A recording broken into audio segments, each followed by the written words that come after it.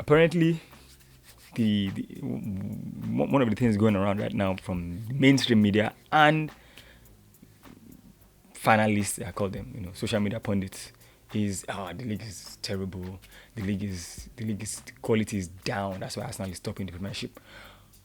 Okay, so by that same logic, the Champions League is terrible too, because it seems that it's when Arsenal is doing great that everybody seems to remember that everybody else is shitty, so it doesn't count. Like, okay, we're in the Champions League this season, smashed Atletico 4-0, put three past Bayern Munich with ease at the Emirates, winning 3-1. We just went to the San Siro and came back with a comfortable 3-1 victory there also. That's a title contender in Spain, defending champions in the German Bundesliga, table toppers in Syria, all in one Champions League campaign. All of them beaten comfortably. So what are we saying now? That the Spanish league is also not good enough, or the Bundesliga is the German Bundesliga champions are not good enough, or the Italian Serie A is also shit. Is that what we're saying? Because Arsenal is on top, all of a sudden everybody else is bad. That's why Arsenal is on top. Because when Pep was winning those titles back to back to back to back, nobody said the English Premiership was the Farmers League. We all said it was a fantastic thing Pep was doing. But Arsenal is about to win the league now. It's, the league is poor, the quality is bad. That's why. Because everybody wants to push narrative for click hits. Well, from all gunners online, from all gunners around the world, we don't care. If you all want to be shit, continue to be shit. So long as I win. See, if like one of the fans said online, if every team wants to be complete crap from now to 2030, for Arsenal to keep winning the league, please by all means be crap. We will take the crap talk, yes, and win the titles. Because I don't know where this narrative is coming from that everybody else is bad. That's why Arsenal is looking so good. But then again, agenda must agenda.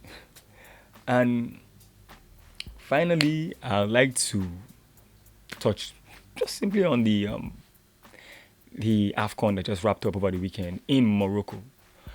So I won't say anything much because there's nothing I'm going to say here that most of you haven't heard online or anything. But what I would really say is this. The tournament started on a high. Everybody was enjoying it. Africans were having a blast with the quality of football, goals being scored. When was the last time we were watching AFCON and each game was 2-1, 2-0, 1-1? It was always, AFCON games are always draggy, full of tackles, fouls, boring, 1-0 victory, 1-1 games and everything. But this particular tournament was like we were telling the world that we had improved. We had gone beyond what they thought. As in African football had improved. And yes, it has, because we have a lot of superstars playing across Europe. So it started well. We had content creators from all over the world, from Europe, Asia, America, creating content on the tournament while other leagues were going on. Everybody was involved. Everybody was enjoying it. It was great. It was massive. It was huge. And I think because of that, we didn't see, what's the word again? We didn't really see a lot of the things that was going on in the Moroccan games, because yes, they are the host nation, so they were getting some favorable calls. They've been getting favorable calls from the beginning of the tournament, but then again, because the tournament was so good, other teams were flying so high, a lot of us ignored it until the semi-finals against Nigeria, and then it started to show. The Africanness started to come back into play. All of a sudden, they were the host nation. They had to win. Started with the calls that they were the 50-50 calls that were going majorly in the way of the Moroccan team, and then we now started looking at. We now got. In fact, at the end of the game, a lot of us didn't even see it while the game was going on. But after the game, we saw clips coming up online of what they were doing to our goalkeeper. Man dropped a towel. They took it. Dropped another one. They took it. Like, why? The first one was taken by a ball boy, I think.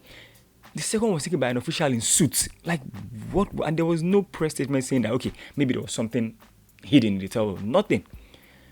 Then again, in the finals, and that was the worst of it. Everything was the finals was just messy. The last 10 minutes of the first 90 was just terrible.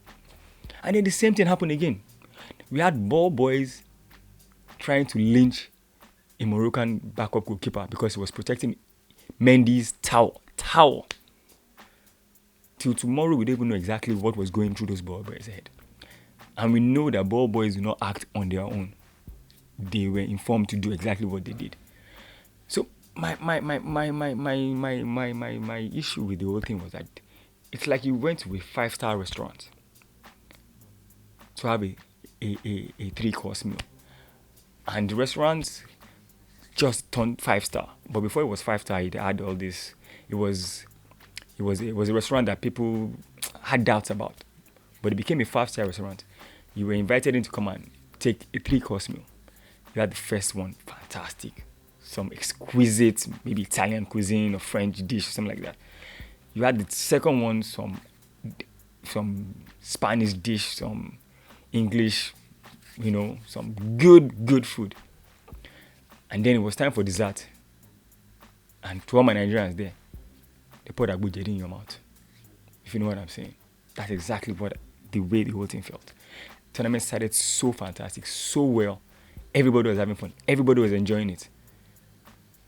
Only for this to happen at the end of the tournament. I hope we get it right. Amiri Morocco is bidding for 2030 World Cup. I don't know if that's going to happen. I don't know if the world wants that to happen right now.